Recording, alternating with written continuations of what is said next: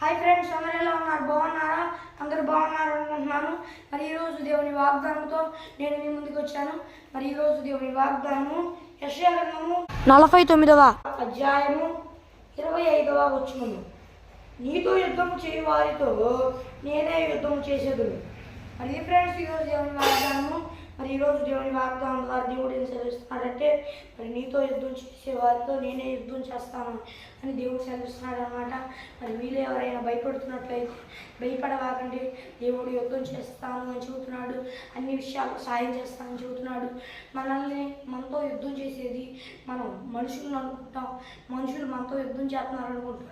అంటే ఏదో ఒక విధంగా మనతో ఏదో ఒక విధంగా ఇబ్బంది పెడతా, మనల్ని ఇబ్బంది పెట్టే వాళ్ళని చూసి వీళ్ళు నాతో యుద్ధం చేస్తున్నారు అని మనం అనుకుంటాం అనమాట. కానీ వాళ్ళ మనసులో ఉన్నది ఎవరో తెలుసా?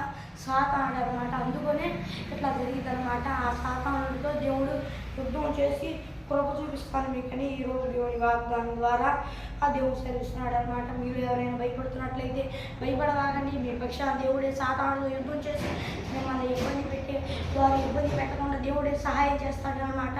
మీకు వారు మారుతారు, లేకపోతే వాళ్ళకి ఏదో ఒక ఇబ్బంది వచ్చి ఈ మిమ్మల్ని కల్లీరు అనమాట. ఎందుకంటే వాళ్ళ మనసుల్లో ఉండి సాతానుడు వాళ్ళని ప్రేరేపిస్తాడనమాట, వాళ్ళు కాదనమాట. అలా మరి మీలో ఎవరైనా భయపడుతున్నట్లయితే ఇబ్బందుల్లో ఉన్నట్లయితే భయపడవాకండి. సాతానుడితో దేవుడు యుద్ధం చేసి మీకు తోడుండి అన్ని విషయాల్లో సహాయం చేస్తాను దేవుడు సెలవిస్తున్నాడు అనమాట.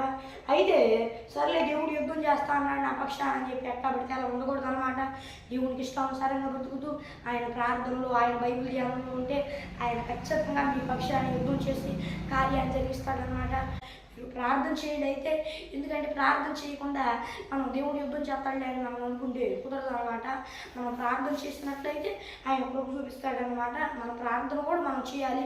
దేవుడు కృప చూపిస్తాడన్నాడు అని ఎట్లా పెడితే అలా ఉండకూడదు అనమాట. మరి దేవుడు యుద్ధం చేస్తా అంటున్నాడు. మీరు ఎవరైనా భయపడుతున్నట్లయితే భయపడవాకండి. మరి ఇది ఫ్రెండ్స్, ఈరోజు దేవుని వాగ్దానం. చిన్న ప్రార్థన చేసుకున్నాం. పరలోకమన్న దేవా, ఈరోజు దేవుని వాగ్దానం ద్వారా నువ్వు మాతో మాట్లాడేవయ్యా. నీ వాక్యం ద్వారా ఆయన నువ్వు మా పక్షాన యుద్ధం చేసి సాతానుడితో యుద్ధం చేసి మమ్మల్ని ఇబ్బంది పెట్టేవారు మమ్మల్ని ఇబ్బంది పెట్టకుండా నువ్వు మాతో సహాయం చేస్తావు, నువ్వు మాకు సహాయం చేస్తావని దేవా ఈరోజు దేవుని వాగ్దానం ద్వారా నువ్వు ఈ వాక్యం ద్వారా నువ్వు మాతో సెలవిచ్చున్నావు ప్రభువా. అది మేము తెలుసుకొని మేము నీకు ఇష్టానుసారంగా బ్రతుకుతూ ఉండేటట్లు సహాయం చేయ్యా.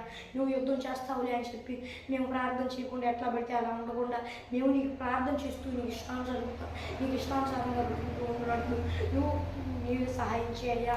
ఆయన నువ్వు సాతానుడితో యుద్ధం చేస్తానని మాకు సెలవిచ్చున్నావు. దేవుని వాగ్దానం ద్వారా ఎవరైతే ఆ కష్టాల్లో బాధల్లో ఉన్నారో దేవా వారి పక్షాన నువ్వే యుద్ధం చేసుకోకు చూపించయ్యా. ఈ వాగ్దానం చూసిన వాళ్ళు ఎవరైనా నేను నమ్ముకోకపోతే నేను నమ్ముకున్నట్లు నీ కృప చూపించయ్యా. ఎవరైనా సాతానుడితో యుద్ధం చేస్తున్నట్లయితే ఇబ్బందుల్లో కష్టాల్లో ఉన్నట్లయితే దేవా వారి పక్షాన నువ్వే యుద్ధం చేసి నువ్వే కార్యాన్ని జరిగించయ్యా. దేవా వాళ్ళని ఇబ్బంది పెట్టే వాళ్ళకి నువ్వే సరైన విధంగా నువ్వే చెప్పి దేవా వాళ్ళలో ఉన్న సాతానుడిని పారదోరి వాళ్ళు మంచిగా ఉండేటట్టు వెళ్తాం నీ కృప చూపించయ్యా. దేవా ఒకవేళ వాళ్ళకి బుద్ధి చెప్పాలనుకుంటావా ఆ మనుషులకి బుద్ధి చెప్పయ్యా. వాగ్దానం చూసిన వాళ్ళు ఎవరైనా నేను నమ్ముకోకపోతే నేను నమ్ముకున్నట్లు నీ కృప చూపించదయ్యా. యేసుక్రీస్తునామమున అడిగి వేడుకుంటున్నాం మా దేవతలకు మాట్లాడుతున్నాను. మరి ఫ్రెండ్స్, ఈరోజు దేవుని వాగ్దానము చాలా అనివార్య కారణాల వలన చాలా ఇబ్బంది పడుతున్నాను. మరి ఈ పరిచర్య కొరకు ప్రార్థించండి. దేవుడు అన్ని విషయాలు ఈ పరిచర్యకు సహాయం చేయలాగిన మరి ఎందరాడి వాగ్దానం వచ్చేలాగిన అందరూ ప్రార్థించండి. దేవుడు అన్ని విషయాలను సహాయం చేయలాగిన మరి ఇది ఫ్రెండ్స్ ఈరోజు దేవుని వాగ్దానము. మరి ఒక దేవుని వాగ్దానంతో మళ్ళీ కలుద్దాం. మీతో యుద్ధం చేసే వాళ్ళతో దేవుడే యుద్ధం చేస్తాడు. మీతో యుద్ధం చేసే సాతానుడితో దేవుడే యుద్ధం చేస్తాడు. మరి మీతో ఎవరైనా ఇబ్బంది పెడతాంటే మిమ్మల్ని వాళ్ళతో దేవుడే యుద్ధం చేసి వాళ్ళు ఎట్లా ఉండాలో వాళ్ళకి అలా బుద్ధి చెప్పి సాతానుడితో యుద్ధం చేసి దేవుడు కృప చూపిస్తాడు అన్నమాట. మీకు భయపడవాకండి. మరి ఇది ఫ్రెండ్స్ ఈరోజు దేవుని వాగ్దానం.